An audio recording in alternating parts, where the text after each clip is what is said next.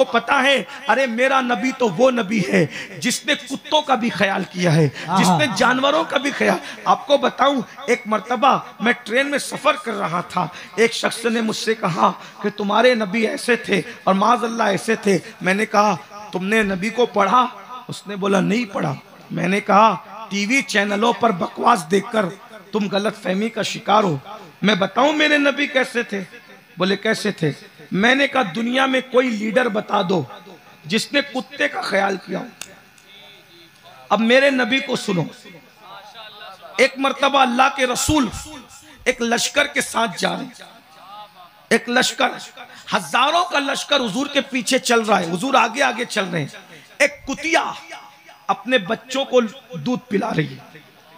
गांव देहात के लोग जानते हैं, हम तो देहाती लोग हैं, गांव देहात के लोग जानते हैं कुतिया जब भी अपने बच्चों को दूध पिलाती है तो वो चारों पैर जमीन पर फैलाकर लेट जाती है, क्योंकि उसके एक दो बच्चे नहीं होते, उसके बच्चे 5, 6, 7, 8 होते हैं, बड़ी तादाद में होते हैं। तो जब तक वो पैर फैलाकर नहीं लेटती तब तक कुतिया अपने बच्चे को दूध नहीं पिला पाती।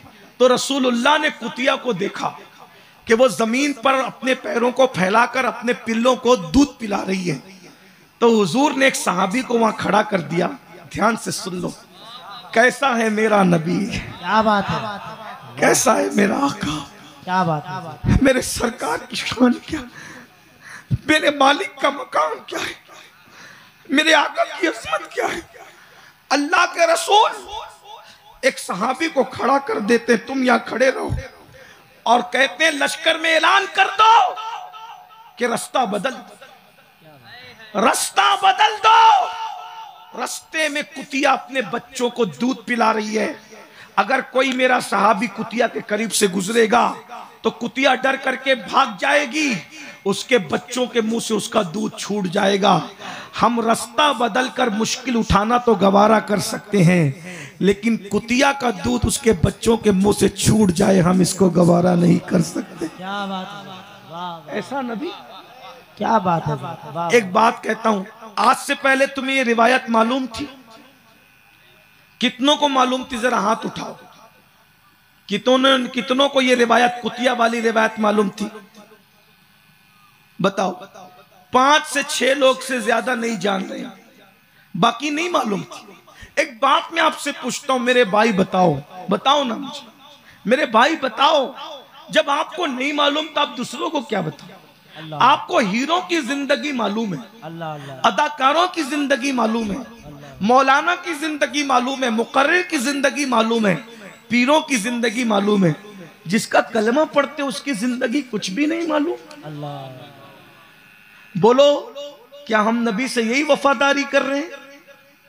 कम से कम 1500 साला नबी का जश्न मना रहे हो तो किसी सुन्नी आलिम दीन की सीरत पर लिखी हुई कोई एक किताब पूरी पढ़ लो ना यार, नबी के बारे में कुछ तो हमें पता चले। वाह, अगर आप सुनना चाहते हैं तो नबी के बारे में कुछ बताऊं आपको? जरूर। कितने लोग सुनना चाहते हैं बताऊं आपको? करम फरमाए। सुभान अल्लाह। वो जो वाकया मैंने छेड़ा था उसको मैं पूरा करूंगा, लेकिन एक वाकया सुनिए। हुजूर कैसे, बताओ, सबको गलत फहमी दूर होगी। क्या बात है, ये जो जितनी बातें हैं ना लोग गलत फहमी की वजह से कर रहे हैं, उनको बताओ हमारे नबी मारने काटने वाले नहीं थे। नबी ने पूरी जिंदगी किसी के गाल पे भी तमाचा नहीं मारा। अल्लाह। हुजूर एक बात बताऊं, ध्यान से सुन लेना, बहुत ध्यान से सुन। तमाचा किसी को मारना दूर की बात, नबी पूरी जिंदगी में कभी किसी को गुस्से से डांटा भी नहीं। और उससे बड़ी बात सुन लो, नबी इतने हया वाले थे कि हम आंखों से इशारा करते हैं ना इसके उसके खिलाफ, नबी ने कभी किसी के खिलाफ अपनी आंख से इशारा भी नहीं किया। क्या बात। मेरे नबी इतने बाहया थे कि रसूलुल्लाह के सहाबा ने कभी नबी का तलवा भी नहीं देखा। तलवा क्यों नहीं देखा? क्योंकि नबी ने अपने सहाबा के बीच बैठकर कभी पैर फैलाया ही नहीं। सुभान अल्लाह। इसलिए सहाबा नबी का चेहरा तो जानते हैं, नबी का तलवा नहीं जानते। इसीलिए मेरे इमाम ने कहा है, आसमां गर तेरे तलवों का नजारा करता, आसमां गर गर देखा ही नहीं आसमान ने तलवे ना, देखा नहीं। अगर देख लेता आसमां गर तेरे तलवों का नजारा करता, रोज एक चांद तसद्दुक में उतारा करता। छुप गया चांद ना आई तेरे दीदार की ताब, सामने गर कभी होता भी तो सजदा कर। अपने नबी कैसे थे सुन लो, अगर सुनने आए हो तो सुन लो। असल में तकरीर का यही वक्त होता है जिस वक्त आपने मुझे बिठा दिया है, इसलिए मैं भी कर रहा हूँ। रात में 1 बजे जो बैठाते हैं वो बड़ा जुल्म करते हैं, आप पे भी और मुझ पे भी। ये ऐसे वक्त में तकरीर कराओ तो फिर तकरीर करने का लुत्फ भी है, और आप जैसे लोग सुनने वाले हो तो सुनाने का लुत्फ भी है। आशिकों की महफिल हो और यार का जिक्र हो तो फिर दमादम मस्त कलंदर होना है। फिर धूम मचे हुजूर के जिक्र की, फिर हुजूर के जिक्र की। सुन लो हमारे आका कैसे हैं। मदीने मुनव्वरा में मिक्स आबादी थी, मखलूत आबादी, मिक्स। जानते हैं ना मिक्स आबादी, सभी मजहब के लोग रहते थे, यहूदी भी रहते थे, मुसलमान भी रहते थे। एक यहूदी जवान लड़का अपने घर में आया और घर में आकर अपनी माँ को देखा।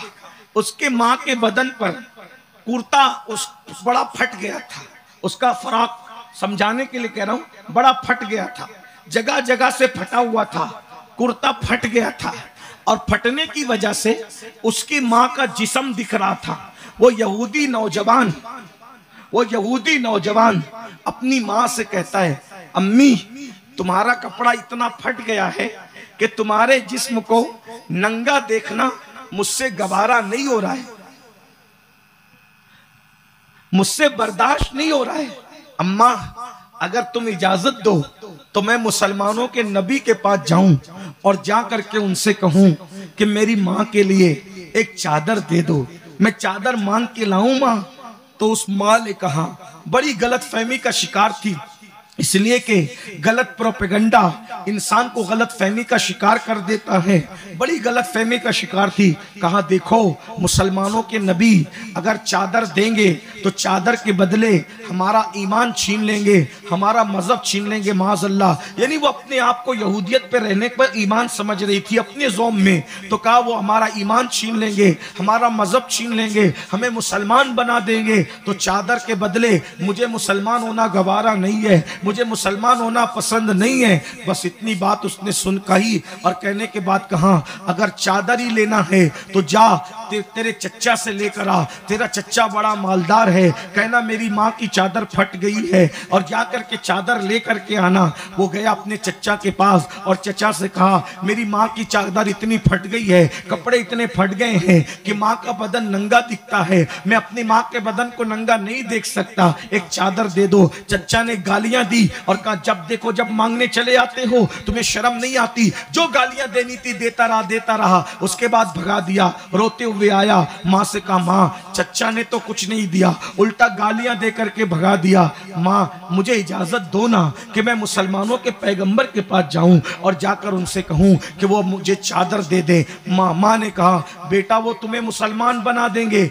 माँ से बेटे ने कहा, माँ मैं तुम्हें यकीन दिलाता हूं, उनसे जाऊंगा, बात करने से पहले मैं उनके सामने शर्त रखूंगा, कंडीशन रखूंगा कि भाई हम आप मुसलमान नहीं होंगे, अगर आपको हमारी मदद करना हो तो करो, मत करना हो तो ना करो, लेकिन हम मुसलमान नहीं होंगे।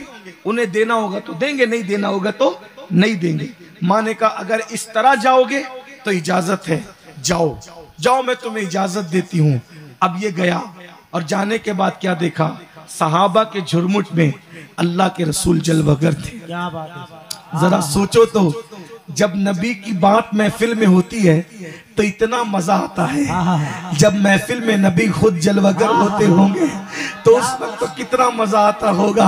आसमान जमीन वाले आसमान के तारों को देखते हैं, आसमान वाले जमीन पर रश्क की नजर से उस महफिल को देखते होंगे।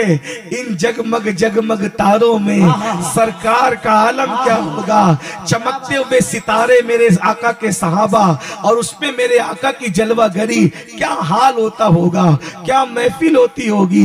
अल्लाह अकबर। तो वो जवान गया, हुजूर को देखा, आका ने कहा, क्या बात है जवान। उसने कहा, बात शुरू करने से पहले पहले एक शर्त है, एक कंडीशन है, मैं एक चीज मांगने आया हूँ, लेकिन उससे पहले एक बात है, हम मुसलमान नहीं होंगे, मदद करना है तो करना, नहीं करना है तो मत करना, लेकिन हम मुसलमान नहीं होंगे। आका ने कहा बात तो कहो क्या है। कहा ऐ अल्लाह के रसूल, ऐ मुसलमानों के रसूल, ऐ मोमिनों के रसूल, मेरी माँ के कपड़े इतने फट गए हैं कि पहनने के काबिल नहीं है, और मेरी माँ का कपड़ा जगह जगह से फटने की वजह से उसका जिस्म दिखता है। मैं जवान बेटा अपने माँ के बदन को देखने का अच्छा नहीं समझता, मैं मजबूर हूँ, गरीब हूँ, मुफलिस हूँ, क्या कोई चादर आप दे सकते हैं? लेकिन हम मुसलमान नहीं होंगे चादर के बदले में। मेरे आका ने फरमाया अच्छा रुको। हुजूर अपने हुजरे में गए और हजरत बिलाल को बुलाया दरवाजे पर। बिलाल दरवाजे पर आए, नबी ने अंदर से चादर बिलाल को दी। जो चादर हुजूर ओढ़े हुए थे, यमनी चादर, वही बदन की चादर हुजूर ने हुजरे में जाकर के बिलाल हबशी को बुलाकर उनके हाथ में दी। वो जवान को दे दो, का मुसलमान होना ना होना ये तुम्हारी अपनी मर्जी पर है, हमारे यहाँ जोर जबरदस्ती नहीं है। चादर दी और हुजूर अंदर बैठ गए। वो लड़का चादर लेकर खड़ा रहा। फिर उसने पूछा तुम्हारे नबी अंदर क्यों चले गए, बाहर क्यों नहीं आते? तो बिलाल की आंखों में आंसू थे। हजरत बिलाल कहते हैं आज मेरे नबी के पास यही एक चादर थी, इसके अलावा दूसरी चादर नबी के पास नहीं है।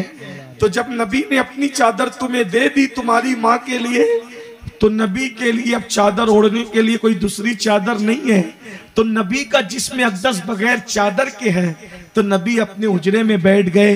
बगैर चादर के नबी खुली पीठ लेकर के सहाबा के दरमियान कैसे आ सकते हैं? तो वो अपने हुजरे में बैठ गए और अपनी चादर दे दी, चले जाओ। वो रोते हुए चादर ले गया। माँ ने कहा क्यों रो रहे हो? तो उसने पूरी दास्तान बताई। माँ ने कहा चादर बाद में ओढ़ूंगी, पहले जाकर के उनका कलमा पढ़ के उनके गुलामों में दाखिल हो जाऊंगे। ये मेरे नबी का किरदार है। और